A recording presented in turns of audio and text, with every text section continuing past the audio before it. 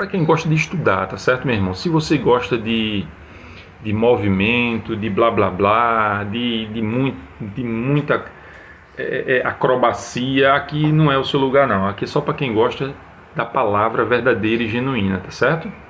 Então, você está no canal Em Busca da Verdade. Nosso objetivo aqui é trazer sempre a verdade, a palavra verdadeira, como ela é, sem adulteração, sem manipulação, sem administrar a palavra ao nosso bel prazer. E não o que eu acho, mas sim o que a palavra diz que ela é. O que ela diz é o que as escrituras falam e não o que eu acho. Tá certo? Nós vamos tratar hoje da lição de número 5, 3 de agosto de 2025, que tem como tema uma igreja cheia de amor.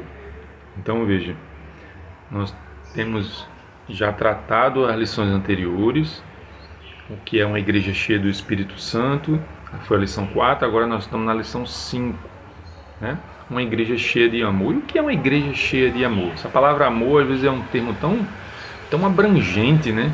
Um termo tão amplo, amor. Mas o que de fato é uma igreja cheia do amor? A gente vai ver ao longo da lição aí, tá? O texto áureo, ele diz o seguinte. O texto áureo diz o seguinte: era um o coração e a alma da multidão dos que criam. E ninguém dizia que coisa alguma do que possuía era sua própria, mas todas as coisas lhes eram comuns. Está lá em Atos capítulo 4, versículo 32. Esse texto é muito polêmico, tá? Segura aí, a gente vai ver coisa aí nesse texto. Tem muita coisa para a gente extrair aí desse texto. Presta atenção, olha para cá, chega aqui que a gente vai analisar esses textos aí um a um, tá certo? A verdade prática: o amor é o elo que mantém a unidade da igreja local. Sem o amor, não existe relacionamento cristão saudável. Então, você vê que sem o amor, né, não existe um relacionamento cristão saudável. Se não tiver amor, é interesse, né? É interesse, é ganância e muitos outros sentimentos, muitas outras obras da carne. Tá certo? Aqui é a leitura diária. Vamos para a leitura bíblica em classe. Leitura bíblica em classe, que diz o seguinte: e era o coração e a alma da multidão dos que criam, e ninguém dizia que coisa alguma do que possuía era sua própria, mas todas as coisas lhes eram comuns. E os apóstolos davam com grande poder testemunho da ressurreição do Senhor Jesus. E em todos eles havia abundante graça. Não havia, pois, entre eles necessitado algum, porque todos os que possuíam herdades ou casas, vendendo-as, traziam o preço do que fora vendido e os depositavam aos pés dos apóstolos. E repartia-se a cada um segundo a necessidade que cada um tinha. Então, José, cognomado pelos apóstolos, Barnabé, que traduzido é filho da consolação, levita, natural de Chipre, verso 37, possuindo uma herdade, vendeu-a e trouxe o preço e o depositou aos pés dos apóstolos. Glória a Deus. Então veja que leitura forte aí, né? Leitura forte. Muita coisa tem aí pra gente esmiuçar aí nesses textos, tá certo? Vamos devagarinho aí, para quem é certo. A introdução diz o seguinte: nessa lição veremos como o amor de Deus se manifesta numa igreja genuinamente cristã. Então, ela capacita a igreja capacita a igreja a enxergar os mais necessitados e a buscar caminhos para que suas carências sejam atendidas. Esse amor, contudo, não é um mero sentimento humano. Em vez disso, ele é a expressão máxima da graça de Deus que foi derramada abundantemente nos corações daqueles que creem em Jesus. Então veja, aqui ele está falando que a gente vai ver que o amor de Deus se manifesta numa igreja, né? Genuinamente cristã. Esse amor que vem com uma graça que superabundou, tá certo? Sem fazer acepção de pessoas. É uma graça que não olha classe social, é uma graça que não olha intelecto humano, é uma graça que não olha cor, que não olha condição financeira. Pelo contrário, ele superabundou e alcançou a todos, todos sem exceção, tá certo? Então, a primeira coisa que a gente precisa entender aqui na introdução é isso. É a graça de Deus, o amor de Deus, né? Poderíamos até resumir em João 3,16, né? Porque Deus amou o mundo de tal maneira que deu seu Filho unigênito para que todo aquele que nele crê não pereça, mas tenha vida eterna. Então, é uma graça, é um amor que superabundou, tá certo? Então, vamos lá. Primeiro tópico. Vamos analisar aqui o primeiro tópico, tá? O amor manifestado na comunhão cristã. Então, esse amor, ele precisa ser manifestado, ele foi manifestado, melhor dizendo, né, na comunhão cristã, ali, naquele grupo, naqueles irmãos da igreja primitiva. O crescimento da igreja cristã, como foi que aconteceu o crescimento? Né? Como era que estava aquele contexto ali? Como foi que se deu aqueles acontecimentos ali? Nesse ponto de sua narrativa, Lucas se refere à igreja como a multidão dos que criam. Então, a primeira coisa que a gente precisa entender aí, que o comentarista fala aí, é sobre Lucas, porque quem escreve o livro de Atos dos Apóstolos é Lucas, tá? Lucas que escreve Atos dos Apóstolos. Ele escreve Atos dos Apóstolos, inclusive, através de investigação. Se você abrir aí Atos dos Apóstolos, se você tiver aí na sua Bíblia, tem lá, ó, dizendo, ó, fiz o primeiro tratado, ó Teófilo, acerca de tudo que Jesus começou, não só a fazer, mas a ensinar, até o dia em que foi recebido em cima, depois de ter dado mandamentos pelo Espírito Santo aos apóstolos que escolheram. Então, ele fez investigação, tá certo? Lucas que escreve se refere à igreja como a multidão dos que criam. Então, os que criam era aquela multidão, porque era muita gente que seguia os apóstolos. Precisa ter isso em mente, tá?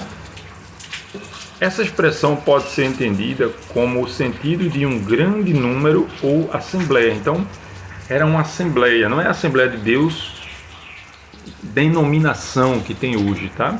É preciso que você entenda isso. Você precisa passar uma borracha nesses conceitos, nesses nomes que você ouve, que a gente tem muito no dia de hoje. Não é a Assembleia de Deus, a igreja evangélica, que é assembleia no sentido de reunião, tá? Eram muitas pessoas reunidas. Então isso se configura uma assembleia.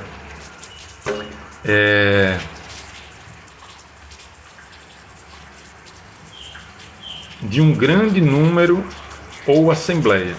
A igreja que havia começado com 120 discípulos, agora é uma grande multidão. Uma igreja pequena possui a mesma natureza e essência de uma igreja grande. Então, o que é que ele está querendo dizer? É que os mesmos problemas que você tem numa igreja pequena, você tem numa igreja grande, né? Então são as mesmas coisas, são os mesmos tipos de problemas. A gente está tratando com o ser humano. Então os discípulos estavam tendo o mesmo tipo de problema. Possui a mesma natureza e essência de uma igreja grande, tá certo? Assim como uma igreja grande, uma igreja pequena, uma pequena igreja também enfrenta seus problemas e desafios. Contudo, os desafios e problemas de um grande povo são maiores em proporção em relação a uma pequena. É óbvio, isso é claro. Concorda? Por exemplo, fazer uma analogia aqui. Você construir uma casa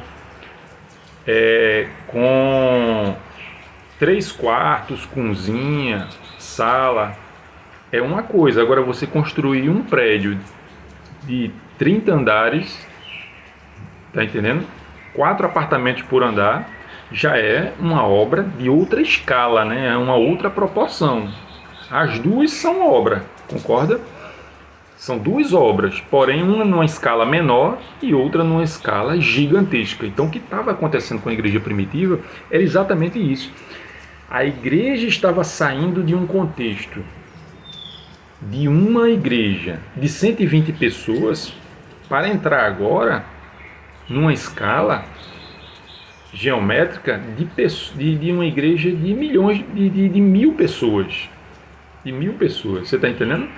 Então, a coisa estava tomando uma proporção muito grande.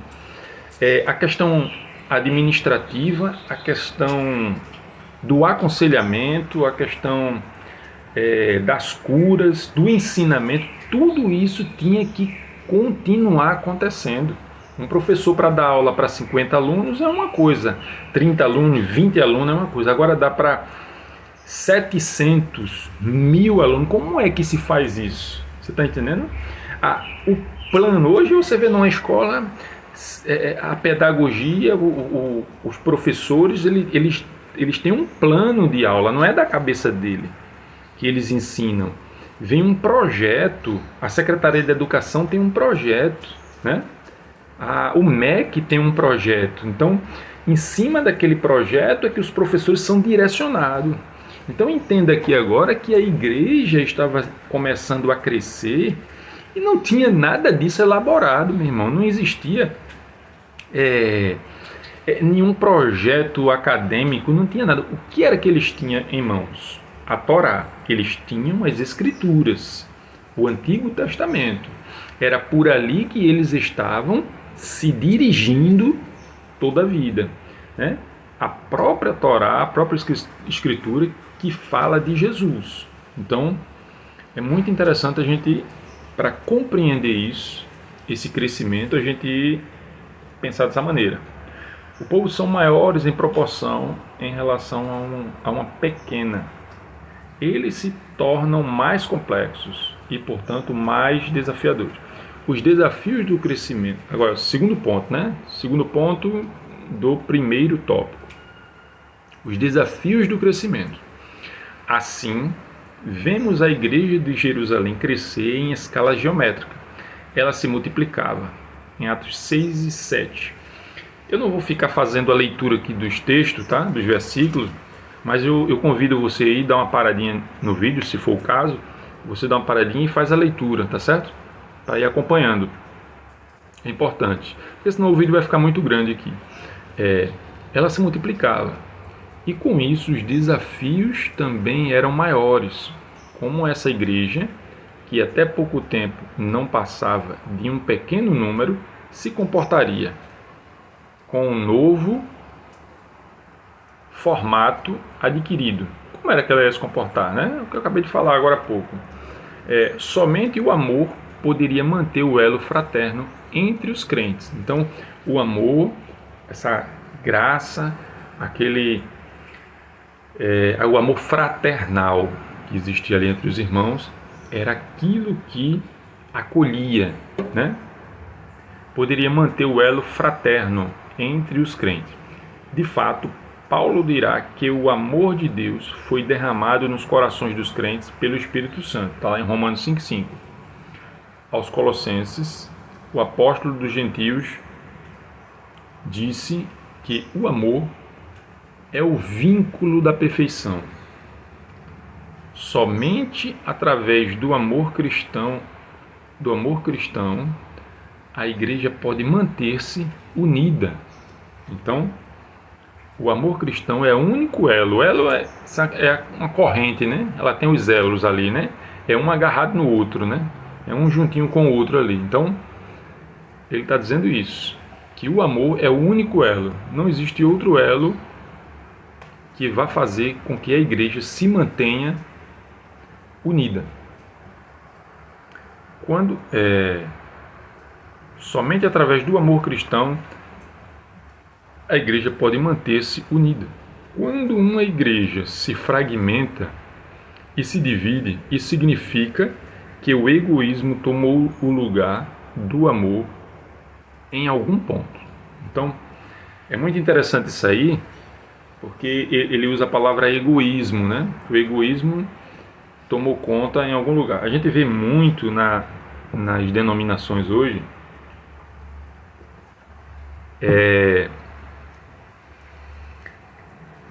muito confusão, né? Contenda por causa de grupos, de órgãos, não, porque o meu grupo, a festividade do meu grupo tem que ser tal dia, e se não for eu já fico com raiva, e é o meu grupo, né? É o meu grupo, e aí essa história de meu grupo termina que a congregação local ela fica subdividida, e Jesus já disse que uma casa dividida não subsiste, não é? Então isso é interessante. Fica a dica aí, viu? Quando você vê os irmãos aí brigando por causa de festividade, por causa de grupo, por causa de órgão, já sabe, o egoísmo toma conta de si. Logo, essa igreja não tem união, tá certo? Precisa orar para que caia por terra toda obra do maligno, tá certo? Vamos à frente. Terceiro subtópico: a vida interior. A expressão era o coração e a alma. Atos 4:32 mostra a igreja em sua essência, revelando sua união interna.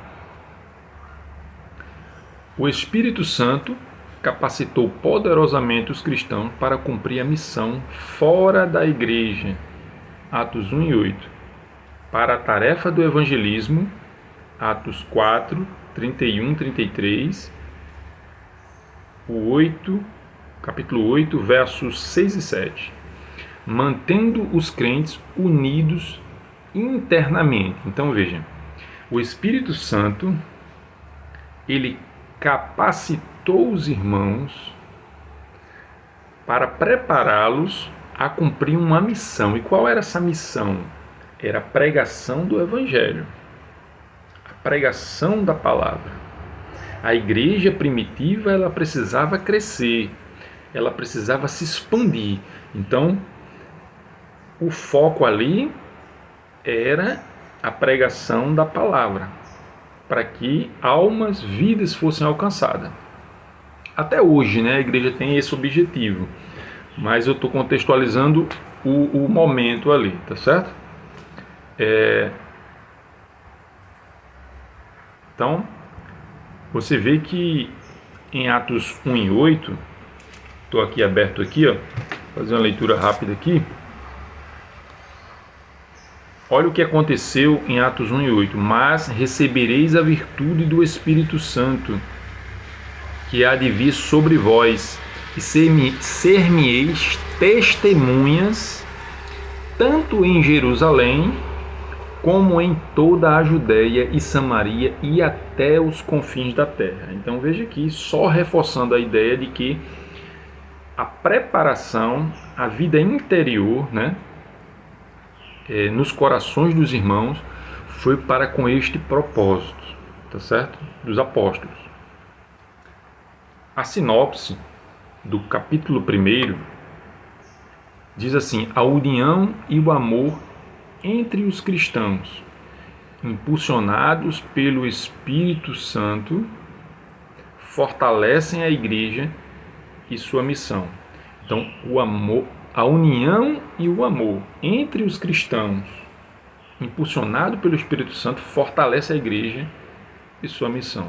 Então, a gente precisa entender de que apenas pelo amor haverá o fortalecimento, né, do Espírito Santo. Porque o Espírito Santo, para atuar, ele precisa de um cenário propício.